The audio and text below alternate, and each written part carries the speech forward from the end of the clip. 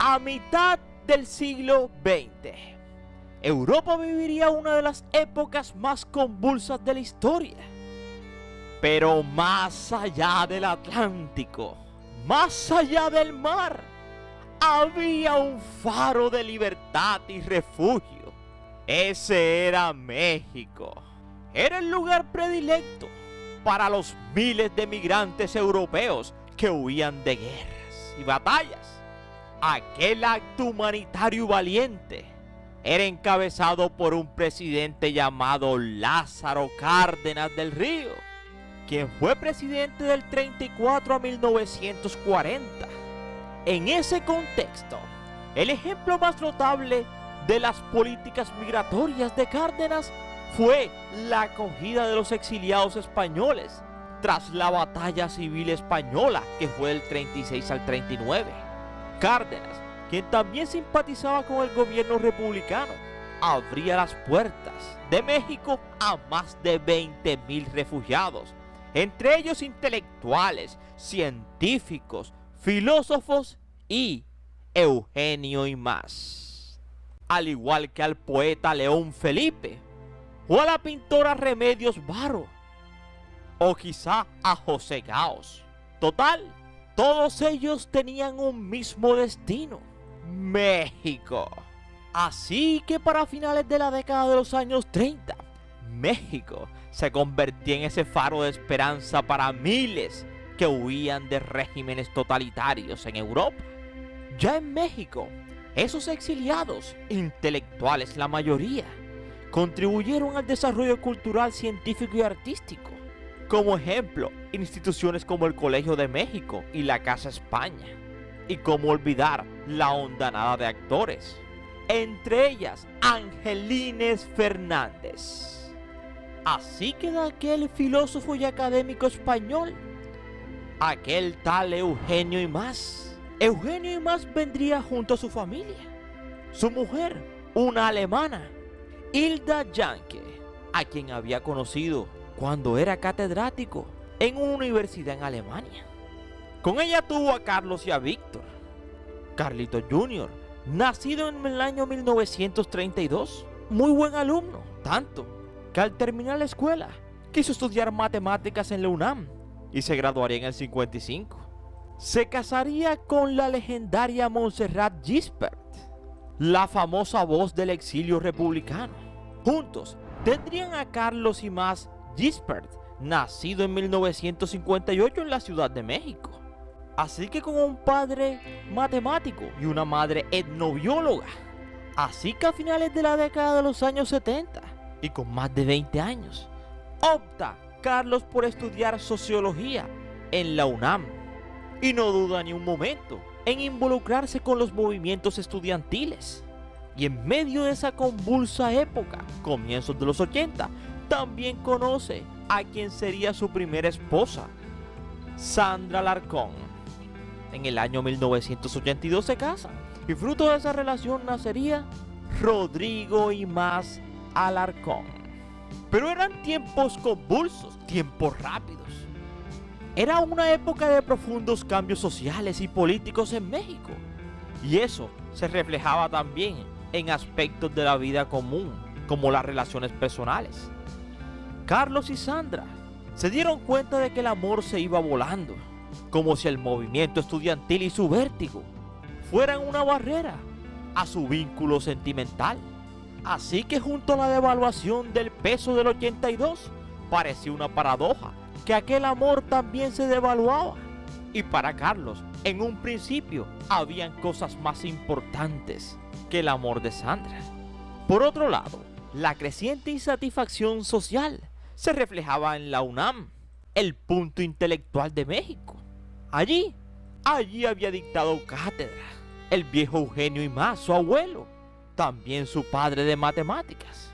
Y ahora él, porque en 1985 lograba su título de sociólogo.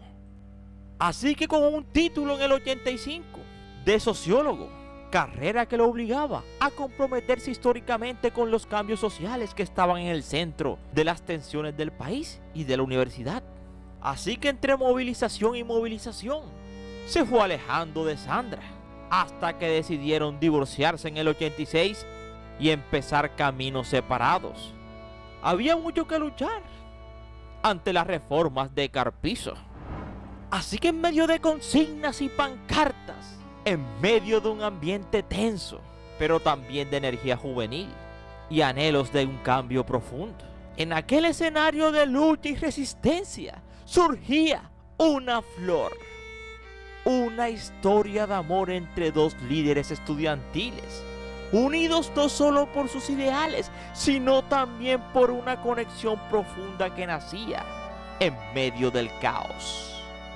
Así fue como Carlos conocería a Claudia Sheinbaum, de cabello ensortijado y delgada. Pero eso sí, tenía un espíritu indomable.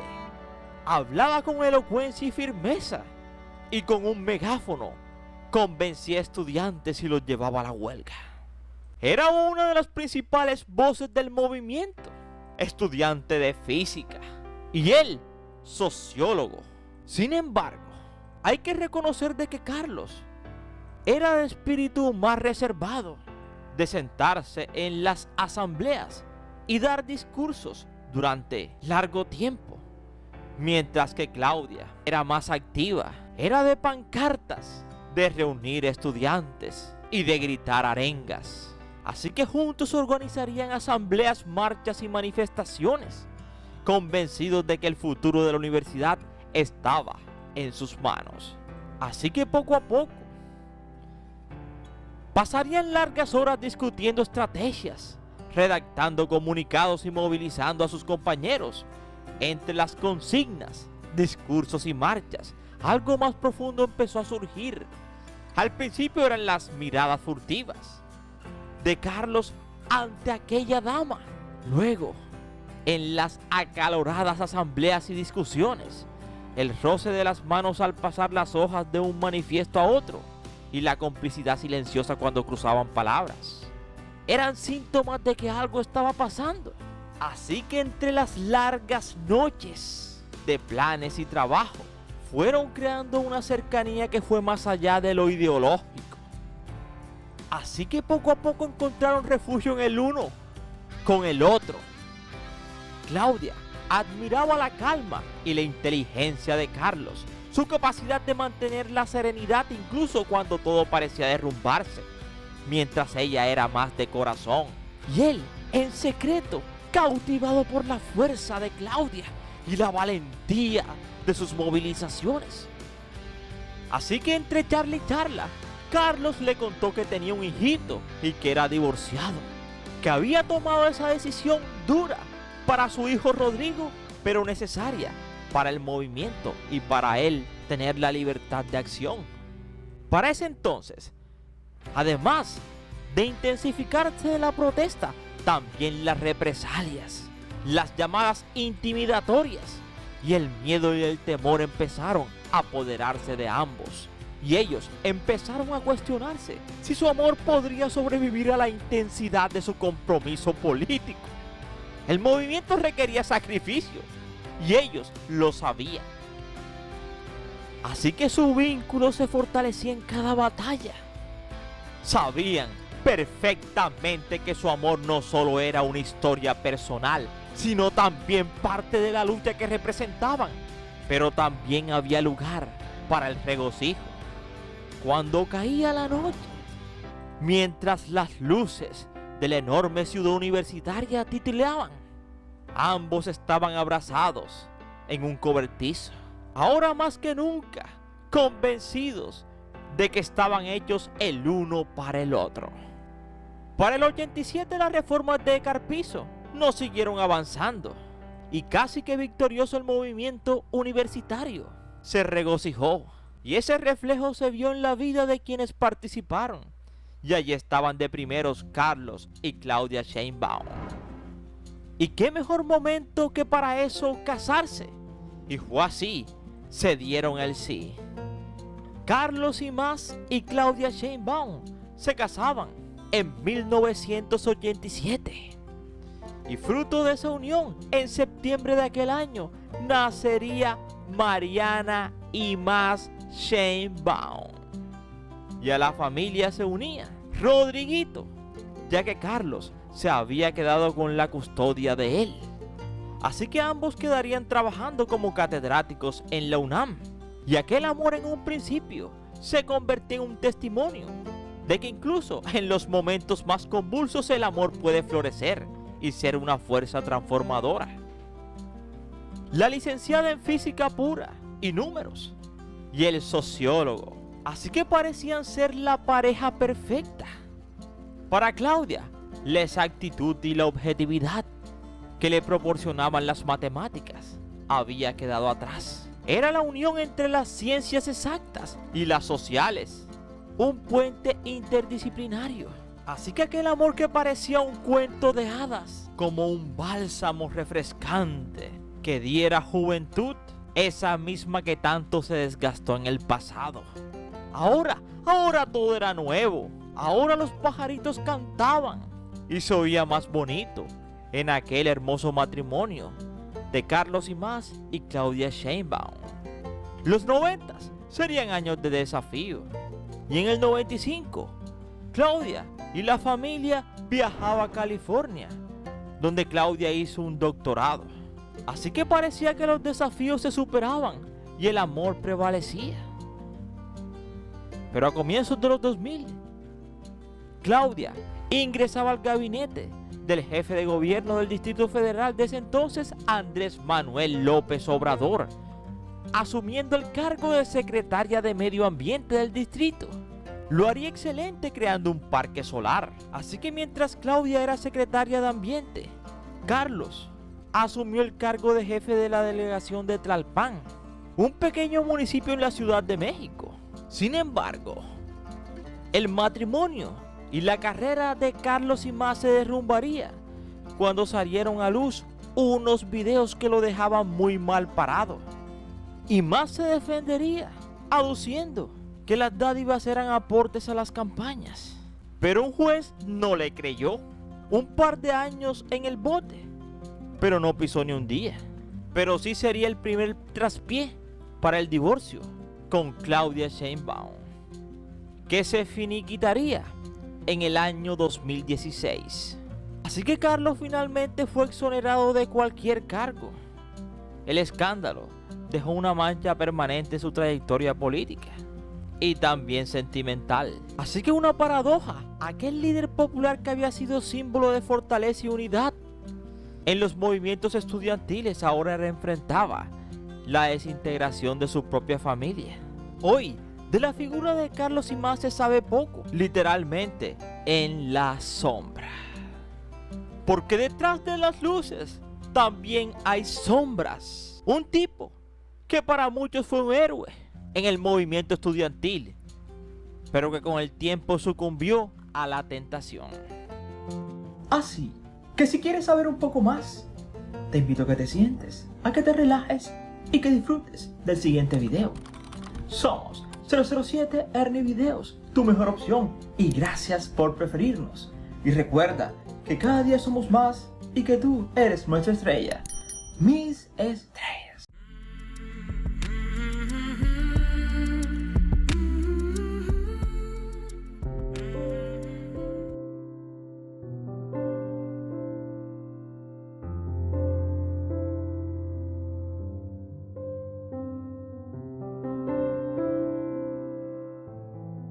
Así que ahora, a sus más de 66 años, con su cabello canoso y sus barbas que se pintan blancas, Carlos Imaz, ese que alguna vez fue un gran líder estudiantil en su juventud vibrante y lleno de ideales, ahora solo lucha por mantenerse en la sombra, lejos de los reflectores que un día lo colocaron como una figura icónica de la resistencia estudiantil. Para muchos fue la voz de aquellos 70 y 80 tumultuosos, representando a su generación en la Universidad Autónoma. Aquel hombre de cabello largo que a veces presumía su ascendencia catalana y que otras lo llevaba como un baluarte de rebeldía. Eso sí, eran genuinas sus intenciones, de luchar por un México más justo y las reformas que pudiesen acrecentar la privatización de la educación. Ahí estaba siempre Carlos y más, el nieto de Eugenio y más, la leyenda.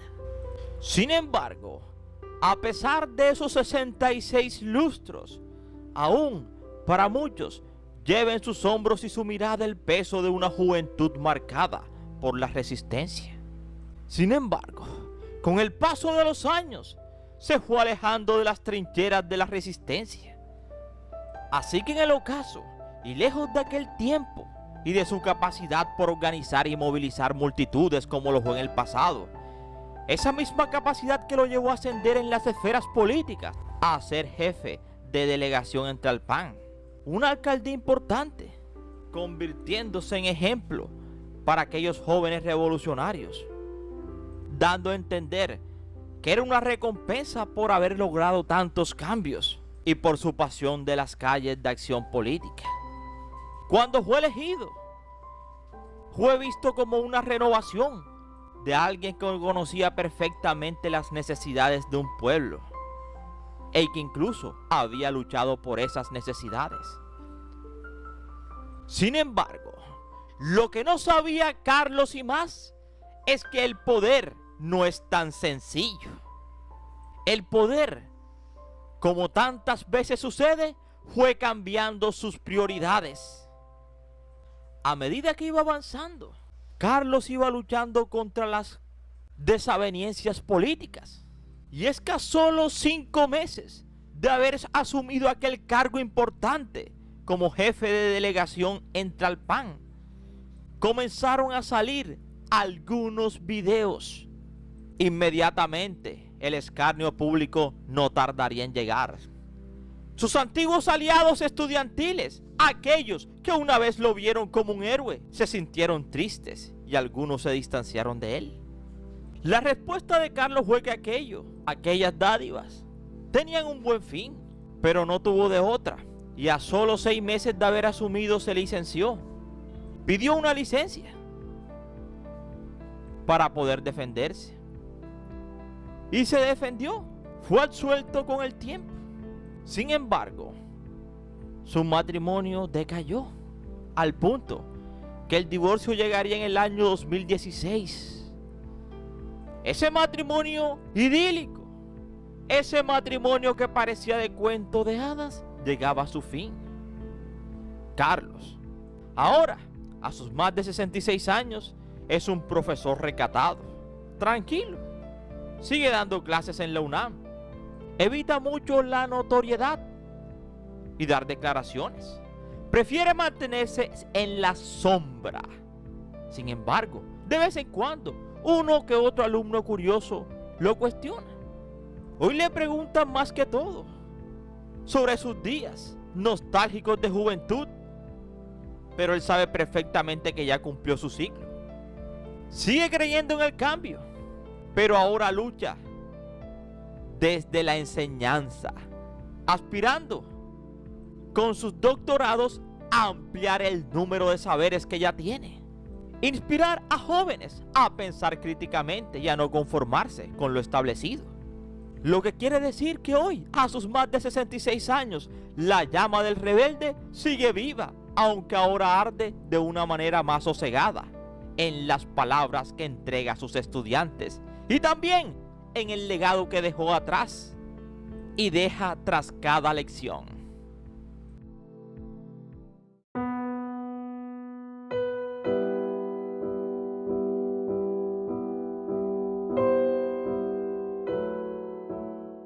Así que ahora son sus hijos, Mariana y Rodrigo, quienes crecieron en un hogar donde el activismo y el conocimiento académico eran parte del ambiente cotidiano.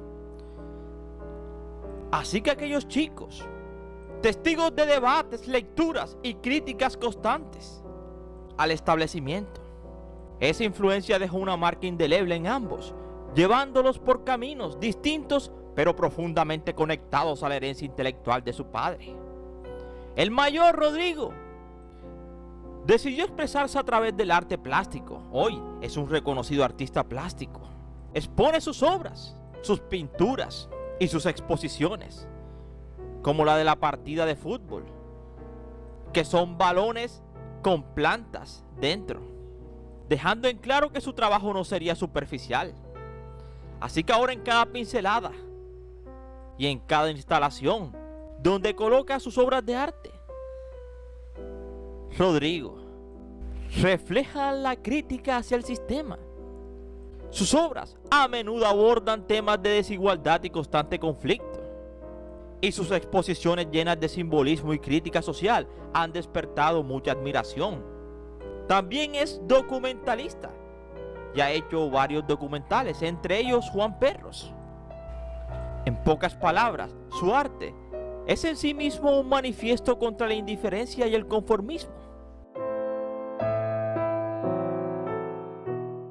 Por otro lado, está Marianita. Eligió el camino académico más tradicional, la historia y la historia de la cultura. Su pasión por rescatar y preservar los saberes y tradiciones culturales se materializó en varios libros que exploran las raíces de distintas comunidades, como ese llamado narrativas históricas, construibles, evaluables e inevitables, reconocida como una obra excelente y exquisita, una de las mejores del 2024.